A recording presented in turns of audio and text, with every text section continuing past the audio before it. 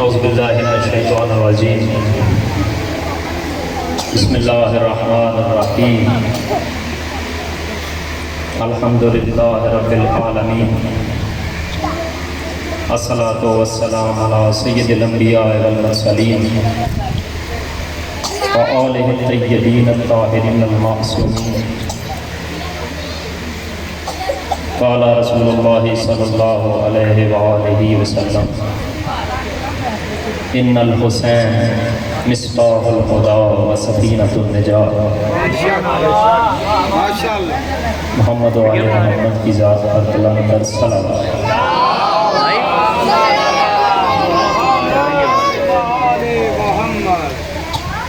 محترم سامعین، بانیان مجالس اور سیکورٹی پہ کھڑے ہوئے پولیس کے اہلکار اور اس آبادی کے اور اس گاؤں کے تعاون کرنے والے سب افراد کا انتہائی مشکور، اور آپ سب کو السلام علیکم ورحمۃ اللہ وبرکاتہ۔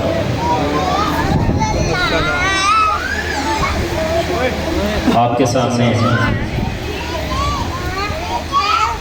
جو فرمان رسول خدا صلی اللہ علیہ وآلہ وسلم بیان کرنے کی سعادت حاصل ہوئی۔ رسول خدا فرماتے ہیں کہ ان الحسین مصباح الہدی و سفینۃ النجات، کہ حسین علیہ السلام چراغ ہدایت ہیں اور نجات کی کشتی ہے۔ ہمارا اپنے برادران ایمانی، تمام برادران اسلام سب کو دعوت فکر ہے، محبت بڑا پیغام ہے کہ جب ہمارے اور آپ کے پیارے رسول خاتم المرسلین صلی اللہ علیہ وآلہ وسلم کا ارشاد گرامی ہے کہ حسین نجات کی کشتی ہے اور ہدایت کا چراغ ہے، تو کیوں نہ ہم ساری امت مصطفیٰ مل کر اس ہدایت کے چراغ سے روشنی بھی حاصل کریں اور اس کشتی نجات کے سوار بھی ہو جائیں تاکہ منزل پہ پہنچ سکیں۔ یہ رسول خدا نے نہیں فرمایا کہ حسین جو ہیں صرف ایک طبقے کے لیے یا ایک مکتب فکر کے لیے ہدایت کا چراغ ہے۔ رسول خدا نے یہ بھی ہرگز نہیں فرمایا کہ حسین علیہ السلام بر محمد و آل محمد صلوات۔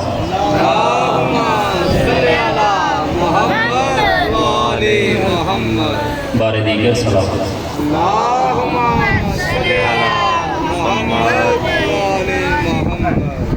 رسول خدا نے یہ ہرگز نہیں فرمایا کہ فلاں طبقہ جو ہے اس کے لیے حسین علیہ السلام ہدایت کا چراغ ہیں یا فلاں طبقہ جو ہے اس کے لیے نجات کی کشتی ہے۔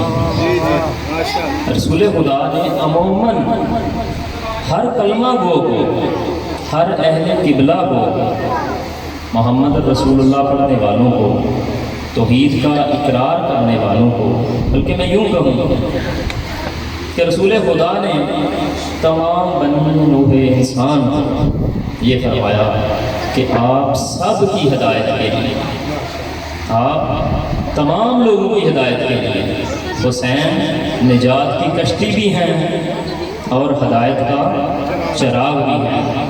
تو آج کل کے جو ملکی حالات بنے ہوئے ہیں وہ بے جا ایک مکتبہ فکر حسین ابن علی علیہ السلام کے خصوصاً پیروکار، ان پہ آج کل سختی کا زمانہ ہے، ان کو ٹارچر کیا جا رہا ہے، ان پہ پابندیاں لگائی جا رہی ہیں۔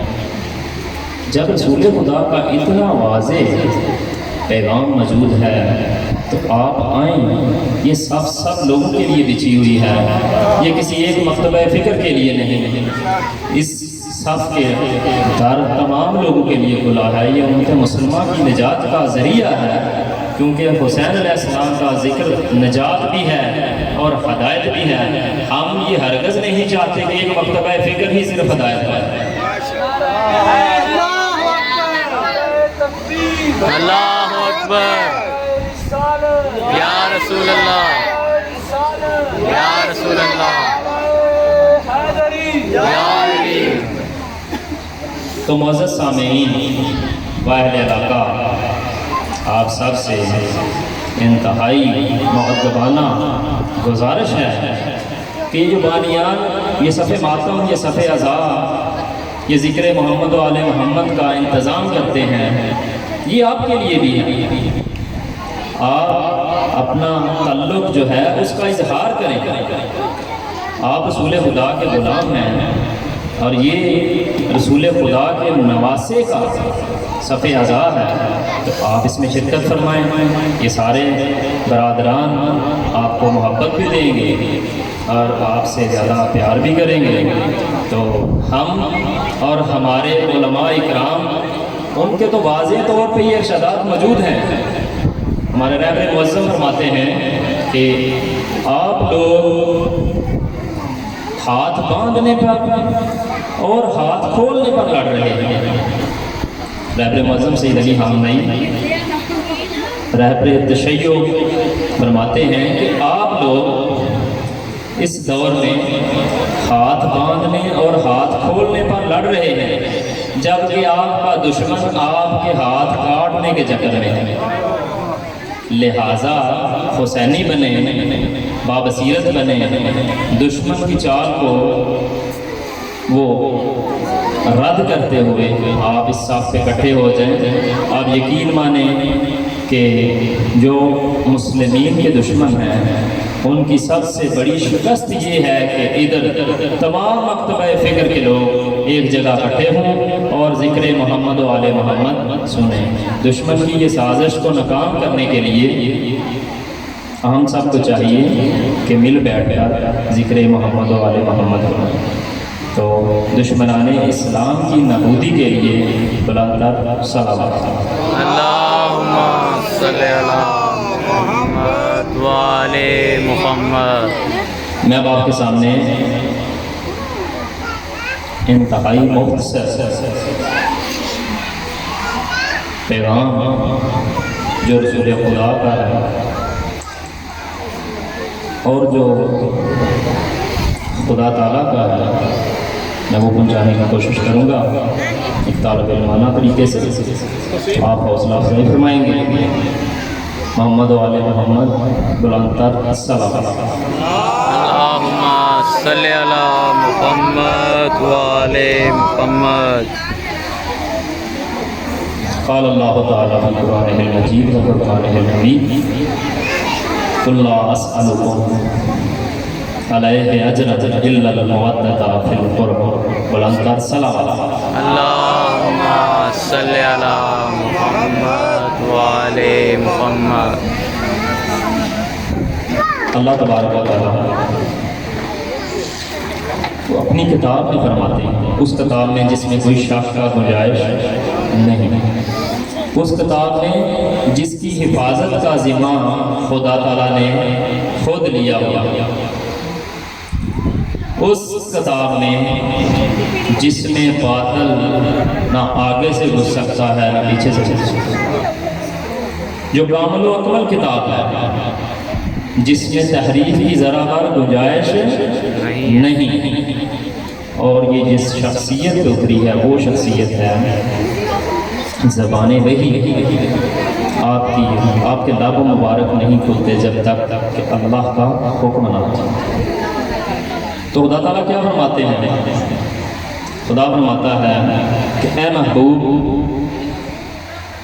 اپنی امت سے کہہ دے، اپنے مخاطبین جو اس وقت کے تھے اصحاب سے کہہ دے، قیامت تک کے آنے والے لوگوں سے کہہ دے کہ اے رسول میں آپ سے، ان لوگوں سے کہہ دو کہ میں تم لوگوں سے رسالت کا کوئی اجر نہیں چاہتا، سوا اس کے کہ تم سب میری اہل بیت سے محبت اور مودت۔ ماشاءاللہ ماشاءاللہ۔ رسول خدا نے 13 سال مکہ میں زندگی گزاری۔ 13 سالہ دور جو تھا انتہائی سختیوں کا دور تھا۔ اس 13 سالہ دور میں رسول خدا کو لوگوں نے پتھر بھی مارے، لوگوں نے مجنون بھی کہا،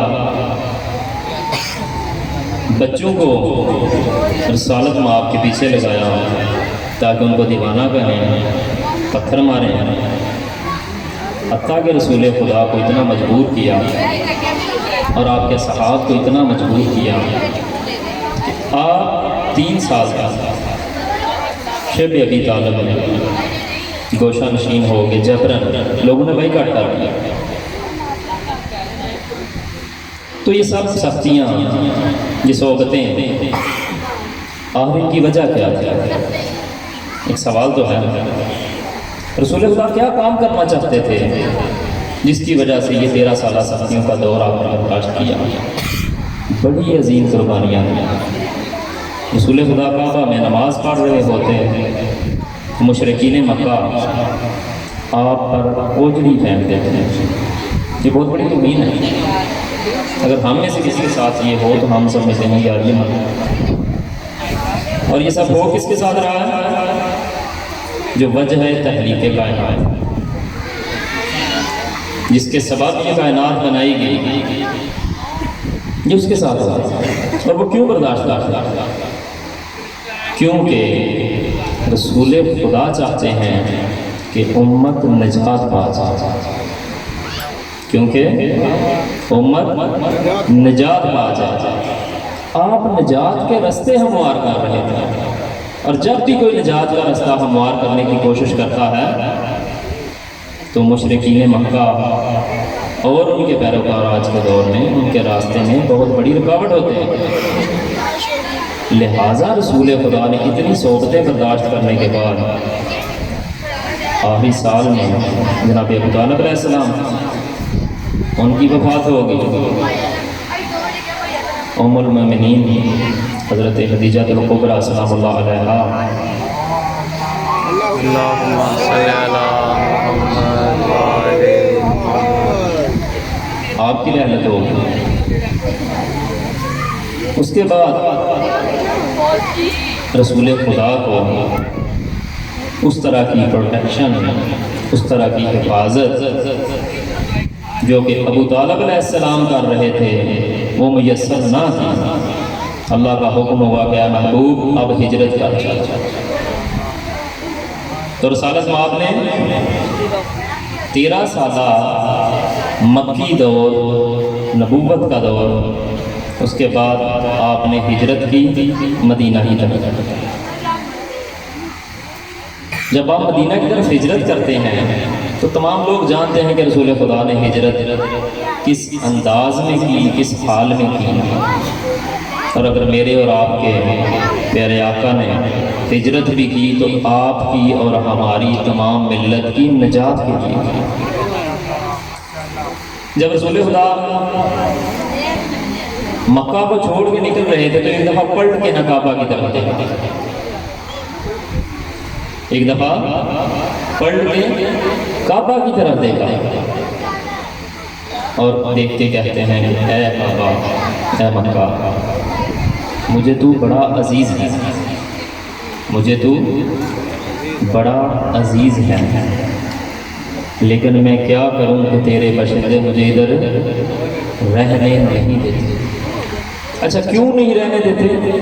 کیونکہ رسول خدا لوگوں کی ہدایت چاہتے ہیں اور مشرکین مکہ اپنی پرانی حالت کو برقرار رکھنا چاہتے ہیں۔ اب رسول خدا ان کی ہدایت ہی چاہتے ہیں، لیکن وہ کم بخت، وہ گدھے، وہ جاہل، وہ سمجھتے ہیں کہ یہ رسول ہمارا دشمن ہے۔ جبکہ رسول کیا چاہتے ہیں؟ رسول چاہتے ہیں کہ یہ لوگ نجات پا جائیں۔ جس مقصد کے لیے خدا نے ہمیں خلق کیا اس مقصد کو سمجھتے ہوئے عمل پیرا ہوں، تاکہ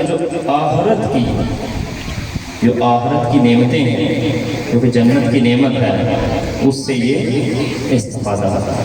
امیر المومنین علیہ السلام کا ایک فرمان ہے، میں اس کا مفہوم بیان کروں گا۔ آپ فرماتے ہیں کہ مومن کی کم سے کم قیمت، مومن کی کم سے کم قیمت جنت ہے۔ آج کل ہم دیکھتے ہیں کہ اپنی پوری کوشش جو ہے وہ اپنا ہدف جنت رکھا ہوا ہے لوگوں کو، تو وہ بھی صرف اپنے لیے رکھا ہوا ہے، باقی لوگوں کو سمجھتے ہیں کہ شاید یہ جنت کا وہ دروازہ بھی نہیں دیکھ سکتے، جبکہ امیر المومنین علیہ السلام فرماتے ہیں کہ مومن کی کم سے کم قیمت جو ہے وہ جنت ہے۔ یہ کم سے کم قیمت بتائی ہے، ہدف نہیں بتایا۔ تو رسول خدا نے جب مثلاً امت کی نجات کی خاطر مکہ کو بھی خیر آباد کیا، مدینہ آ گیا۔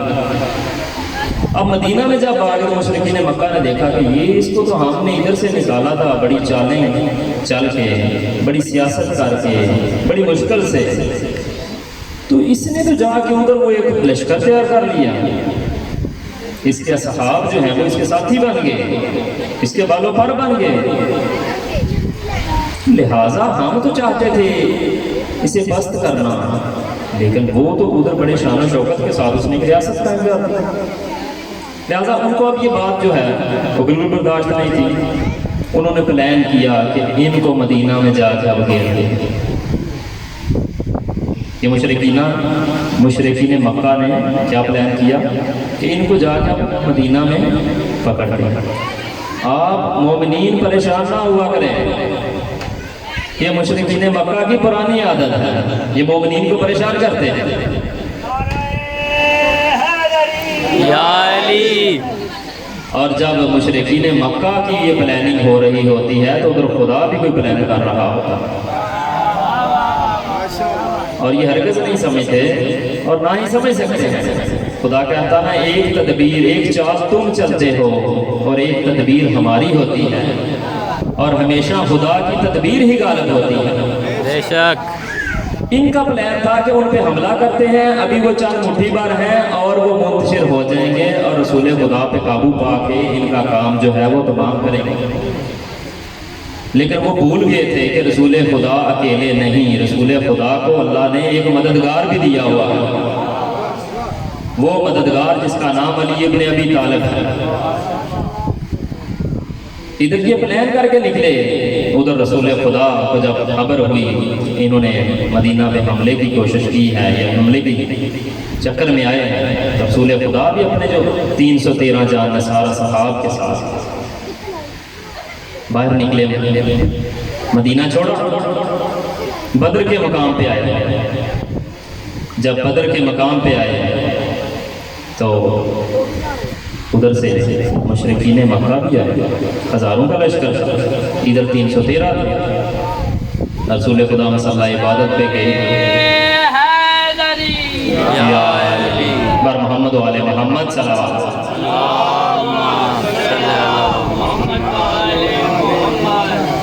بر محمد و آل محمد صلوات، اللہم صلی علی محمد، نعرہ تکبیر، اللہ اکبر، نعرہ رسالت، یا رسول اللہ، نعرہ حیدری، یا علی۔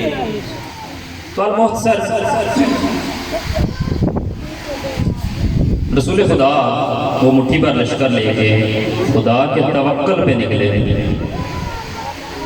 اور جو مشرکین مٹانے آئے تھے ان کو بھاگنے کے لیے جگہ نہیں مل رہی تھی۔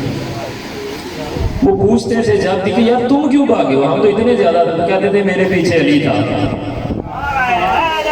یا علی، وہ جس کو پوچھتے تھے کہ تم کیوں بھاگے، تم تو بڑے سورما تھے، وہ کہتا میرے پیچھے بھی علی تھا۔ ٹھیک ہے، یہ بدر کے میدان میں اللہ کی مدد سے مشرکین مکہ کے زبانوں سے بھی علی علی کا ذکر جو جاری ہو، یا علی۔ آج مشرکین مکہ، آج یہود و نصارہ جو سازش کر رہے ہیں ان کا ذکر مٹانے کی کوشش کر رہے ہیں. جب تمہارے بڑے بڑے یہ ذکر مٹا نہیں سکے تم کس کھیت کی مولی ہو. یہ ذکر وہ ہے جس کی حفاظت کا ذمہ خدا نے لیا.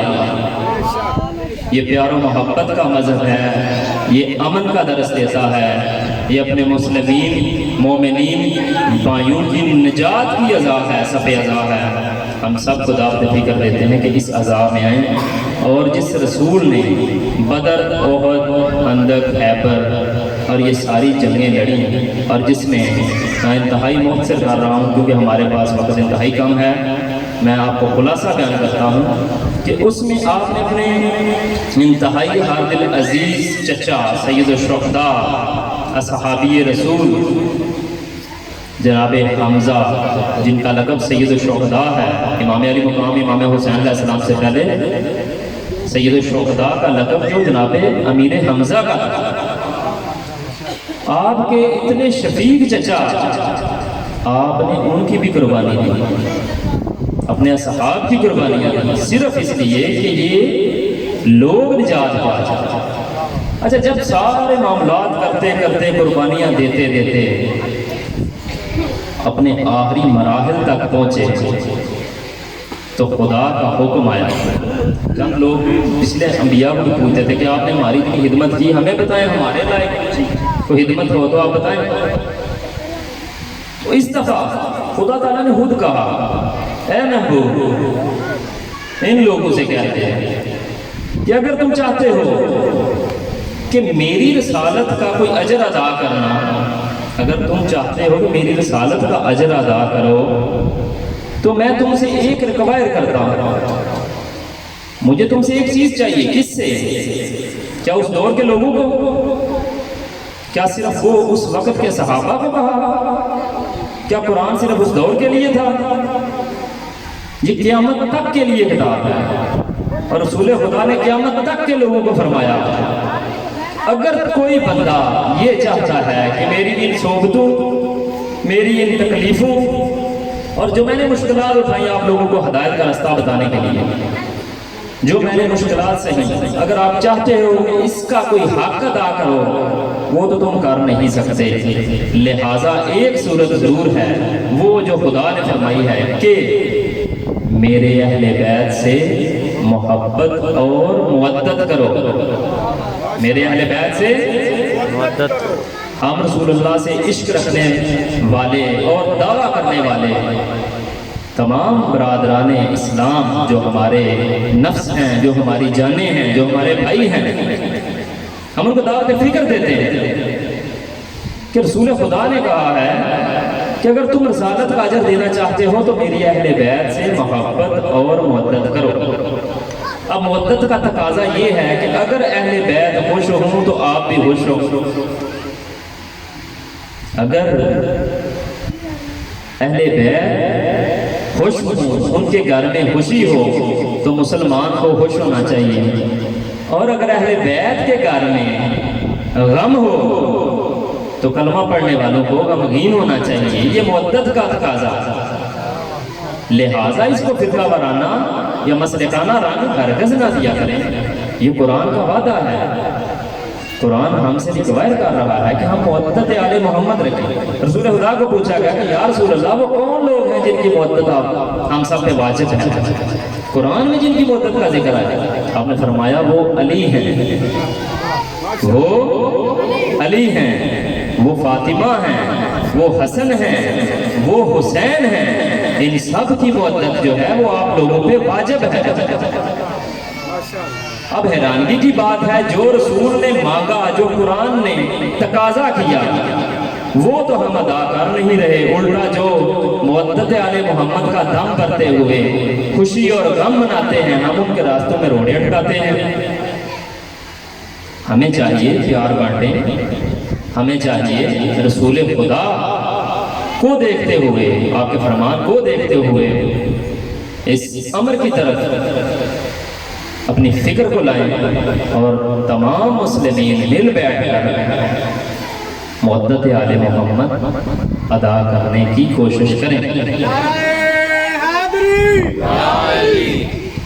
تو رسول خدا صلی اللہ علیہ وآلہ وسلم انتہائی مؤثر کرتے ہوئے میں غدیر کے پاس آؤں گا۔ رسول خدا جب آپ کا آخری ایام آپ کی وفات سے مختلف روایات ہیں، 72 دن کی بھی ہیں، 90 دن کی بھی ہیں، اس سے زائد کی بھی ہیں، آپ حج کر کے زندگی کا پہلا اور آخری حج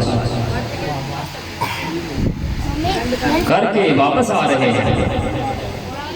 تمام مسائل، تمام جو چیزیں تھیں وہ اپنے خطبات میں ارشاد فرما چکے ہیں۔ جب واپس مدینہ کی طرف رخ کیا تو غدیر نامی ایک جگہ اللہ کی وحی آتی ہے کہ محبوب آج وہ پیغام پہنچا دیں جس کا ہم نے حکم کیا ہے، اگر آپ یہ پیغام نہیں پہنچاتے تو سمجھیں کہ دین کا کوئی کام نہیں ہوا۔ رسول خدا نے ادھر ہی اپنا قافلہ روکا اور اصحاب کو کہا کہ ادھر رک جائیں، جو پیچھے آ رہے ہیں ان کا بھی انتظار کریں اور جو آگے چلے گئے ہیں ان کو بھی پیچھے بلا لیں۔ آپ سوچنے لگے حج کے میدان پہ اتنے اہم اعلانات ہو چکنے کے بعد رسول خدا نے پھر کیوں روکا؟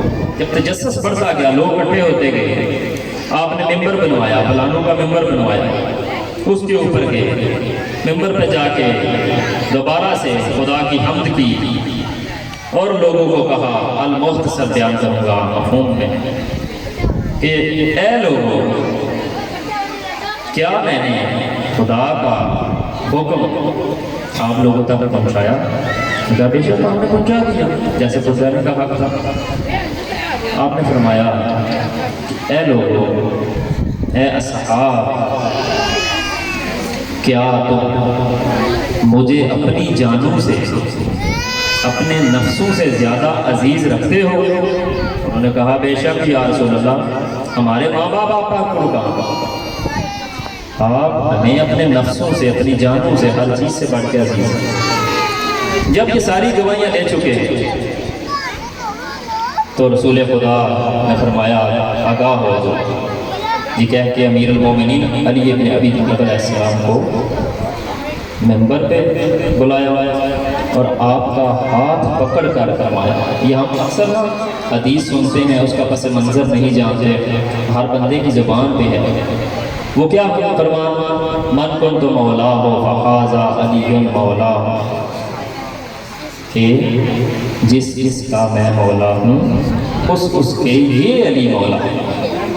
ہاتھ بلند کر کے دکھایا، جس کا میں مولا ہوں میرے بعد اس کا یہ علی مولا ہے۔ اب ہم پہلے جملے کی طرف جاتے ہیں کہ رسول خدا فرماتے ہیں کہ کیا میرا تم پہ، تمہاری جانوں پہ، تمہارے مال پہ، تمہاری اولاد پہ، ہر چیز پہ آپ سے زیادہ حق ہے کہ رسول؟ لوگوں نے کہا، یا رسول اللہ بے شک ایسا ہی ہے، آپ ہر چیز سے زیادہ عزیز ہیں، حتیٰ کہ ہماری جان سے زیادہ عزیز ہیں۔ تو آپ نے پھر فرمایا ہے کہ آگاہ ہو جو، جس طرح میرا حق تم پہ ہے، میرے بعد اسی طرح علی کا حق تم پہ ہے۔ ماشاءاللہ یا علی۔ تو امیر المومنین علیہ السلام کو اللہ کے حکم کے مطابق جب امیر مقرر کر چکے تو وہی آتی ہے کہ آج دین مکمل ہو گیا، اسلام مکمل ہوا، ولایت علی ابن ابی طالب علیہ السلام۔ لہٰذا اگر ہم دین سے علی علیہ السلام کو نکال دیں تو ہمارا دین مکمل نہیں ہوگا۔ لہٰذا رسول خدا یہ فرمان جب لوگوں تک پہنچا چکے، لوگوں نے مبارکیں بھی دی، لوگوں نے بخن بھی کہا یا علی کیا شان ہے آپ کی صبح بھی کیسی، آپ کی شام بھی کیسی، آپ میرے اور تمام مومنین کے مولا بن۔ یہ کس کا فرمان؟ یہ حضرت عمر فرما رہے ہیں۔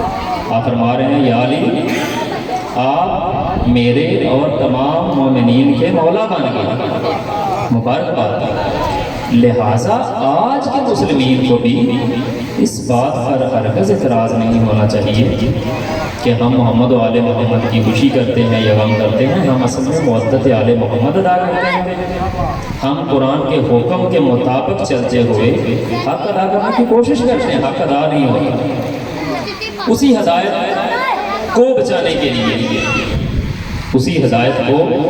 بچانے کے لیے امام علی مقام امام حسین ابن علی علیہ السلام اپنے گھر سے نکلتے ہیں. جب دیکھتے ہیں کہ جس مقصد کے لیے میرے نانا نے اتنی مشکلات برداشت کی، میرے باپا نے اتنی مشکلات برداشت کی، جس مقصد کے لیے ہم نے اتنی عظیم ساتھیوں کی قربانیاں دی، وہ مقصد اب دم توڑ رہا ہے. حلال محمد کو حرام کیا جا رہا ہے اور حرام محمد کو حلال کیا جا رہا ہے. آپ 28 بجے اپنے گھر سے نکلتے ہیں. لوگ پوچھتے ہیں کہ کیوں نکل رہے ہیں؟ اپنے گھر والے کہتے ہیں، جناب محمد حنفیہ کہتے ہیں، آپ کے بھائی کہتے ہیں، کیوں جا رہے ہیں؟ تو آپ کا فرمانا جو ہے یہ ہم سب لوگوں کے لیے توجہ کا نقطہ ہے. آپ فرماتے ہیں میں اپنے جد محمد صلی اللہ علیہ وآلہ وسلم کی امت کی اصلاح کے لیے نکل رہا ہوں. میں اپنے نانا محمد کی امت کی اصلاح کے لیے نکل رہا ہوں. لہٰذا میرا یہ قیام کرنا کسی فتنے کے لیے نہیں، میرا یہ قیام کرنا مال و دولت کے لیے نہیں، بادشاہی کے لیے نہیں، میں امت کی نجات کے لیے نکل رہا ہوں. کیوں؟ رسول خدا نے فرمایا تھا ان الحسین مصباح الہدی و سفینۃ النجات. میں ملت کو بچانے کے لیے جا رہا ہوں، میں کشتی لے کے جا رہا ہوں. جو نجات حاصل کرنا چاہتا ہے وہ اس میں داخل ہو جائے. میں ہدایت بانٹنے جا رہا ہوں، جو ہدایت چاہتا ہے وہ میرے ساتھ ہو جائے. تو میرے بھائیو، وہ معاملات کیا تھے جن کو حسین ابن علی علیہ السلام بچانے کے لیے نکلے؟ میں مسائل میں بھی آپ کو دعوت فکر ہی دوں گا کہ اکثر ہم لوگ جو ہیں ہمیں غم یہ ہے، ہمیں غم ہے کہ حسین ابن علی کربلا کے میدان میں بھوک اور پیاس کی شدت کے باوجود مسلمانوں نے آپ نے پانی بند کر دیا، خوراک بند کر دی، آپ کو اس کربلا کے میدان میں گھیر لیا، آپ کو بے رحمی سے شہید کیا. ان مستورات جن کا کبھی سر کا بال کسی نے نہیں دیکھا تھا ان کی چادریں چھین لی گئی. ان مستورات جن کو ان کے بابا نے کبھی دھیان سے نہیں دیکھا تھا ان کو بازاروں میں لایا گیا. انتہائی دکھ کا مقام ہے مسلمانوں. کتنے دکھ کی بات ہے جس رسول کا کلمہ پڑھتے تھے، جو رسول آپ کی ہدایت کے لیے ساری زندگی کوشش کرتا رہا، اسی رسول ذاتیوں کو، اسی رسول کے نواسے کو کربلا میں شہید کر دیا اور پھر پانی تک نہ دیا. تو امام علی مقام اصلا ہم کہتے ہیں ہمیں یہ غم ہے، ہمیں یہ غم ہے کہ اس طرح کے ظلم ہو گئے. یہ غم اپنی جگہ برقرار ہے، یہ بہت بڑا غم ہے، یہ واقعہ ہی سب کے لیے رونے کا باعث ہے. لیکن میرے بھائیو اصل غم یہ تھا جس نے امام حسین علیہ السلام سے مدینہ چڑھوایا. اصل غم حسین علیہ السلام کا کیا تھا؟ جس نے امام حسین علیہ السلام سے مدینہ چڑھوا دیا، جس نے مکہ چڑھوا دیا، حج کا احرام جو ہے وہ عمرے میں بدل دیا. وہ غم کیا تھا؟ وہ غم یہ تھا کہ اگر کچھ بچتا ہے بچے، کچھ رہتا ہے رہے، کچھ نہیں رہتا نہ رہے، لیکن میرے نانا محمد کی شریعت جو ہے، میرے نانا محمد کی شریعت جو ہے وہ بالکل نہ بدلے. حلال محمد حلال رہے، حرام محمد حرام رہے. یہ یزید فاسق لعین یہ محمد و آل محمد کے اس مشن کو کیا کہتا تھا؟ یہ کہتا تھا کوئی وحی نہیں اتری، کوئی وحی نہیں اتری، یہ تو بس بنی ہاشم کا ایک ڈھونگ تھا حکومت کرنے کے لیے۔ اور پھر کیا کرتا ہے میرے بھائیوں، مصائب ادھر ختم نہیں ہوتے کہ جب امام علی مقام کا سر مبارک اس ملعون کے دربار میں جاتا ہے تو یہ کیا کرتا ہے، وہ اوپر بیٹھا ہوا ہے تخت کے اوپر، اور وہ سر جس کے لبوں پہ بوسے رسول دیا کرتا تھا، وہ شاہ سوار جو رسول اللہ کے پشت پہ سوار ہوتا تھا، وہ شاہ سوار جس کو رسول بڑے فخر کے ساتھ کندھوں پہ بٹھا کے مدینے کی گلیوں میں پھرتے تھے، اس کا سر نیچے پاؤں میں پڑا اور یہ خود اوپر منبر پہ بیٹھا ہوا چھڑی کے ساتھ امام کے زخمی لبوں کو آپ کے ساتھ، میں وہ لفظ نہیں کہہ سکتا، چھڑی لگاتے ہوئے، چھڑی مارتے ہوئے کہتا ہے، آج ہم نے بدر و احد والے بدلے لے لیے، آج ہم نے بدر و احد والے بدلے لے لیے۔ وہ کیا بدلے تھے؟ وہ یہی بدلے تھے میرے بھائیوں کہ رسول اور آل رسول چاہتے تھے کہ اس امت کی نجات ہو جائے، اور یہ بدبخت اسی کے دشمن تھے۔ خدا ہمیں تمام مسلمین کو مل کر ذکر محمد و آل محمد کرنے، سننے اور آپس میں پیار محبت کے ساتھ رہنے کی توفیق عطا فرمائے، اور مجلس عزاداری کے حقیقی مفہوم کو سمجھتے ہوئے اس کو برپا کرنے کی کوشش کی۔ اب میں ملتمس